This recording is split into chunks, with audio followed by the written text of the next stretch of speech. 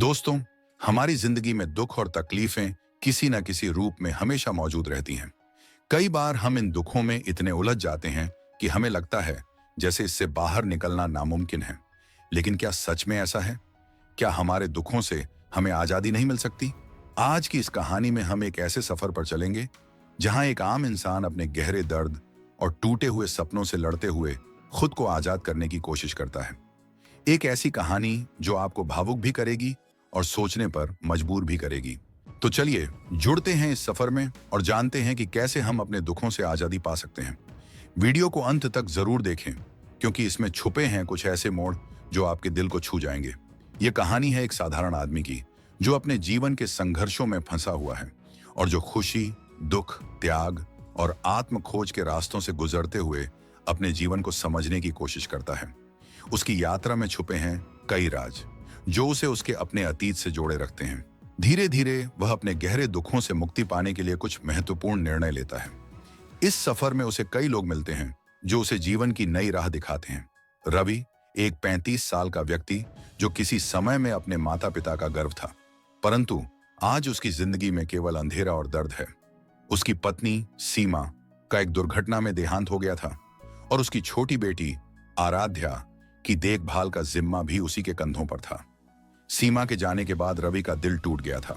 वह हर दिन अपने आप को दोषी मानता, यह सोचते हुए कि शायद वह कुछ और कर सकता था उसे बचाने के लिए। रवि की मां सुमन उसे समझाने की कोशिश करती रहती, लेकिन उसका दिल किसी की बात मानने को तैयार नहीं था। उसे लगता था जैसे जिंदगी ने उससे सब कुछ छीन लिया है और उसके पास अब जीने का कोई कारण नहीं बचा है। रवि का एक पुराना दोस्त आदित्य जो लंबे समय से विदेश में था, एक दिन उससे मिलने आया। आदित्य ने रवि को अपनी कहानी सुनाई जिसमें उसने अपने जीवन के उतार चढ़ावों के बारे में बताया। उसने रवि से कहा, यार, दुख तो सबकी जिंदगी में होता है, पर उससे भागना या खुद को दोषी मानना उसका समाधान नहीं है।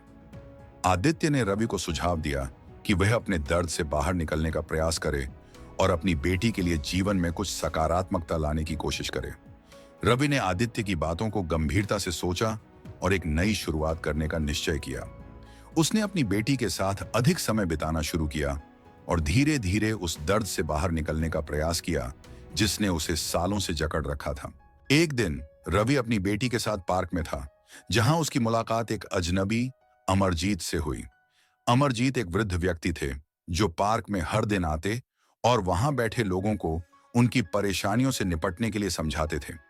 जब रवि ने उनसे बात की तो अमरजीत ने उससे एक गहरी बात कही, बेटा, जिंदगी एक ऐसा सफर है जिसमें हम अपने बोझ के साथ चलते हैं। अगर बोझ छोड़ दोगे तो सफर आसान हो जाएगा। ये शब्द रवि के दिल में उतर गए। उसने सोचा कि अमरजीत शायद उसे सही राह दिखा सकते हैं। अमरजीत की बातों से प्रेरित होकर रवि ने अपनी पत्नी के जाने के दर्द से आजादी पाने का फैसला किया। अमरजीत ने रवि को आत्म खोज की एक यात्रा पर जाने के लिए प्रेरित किया।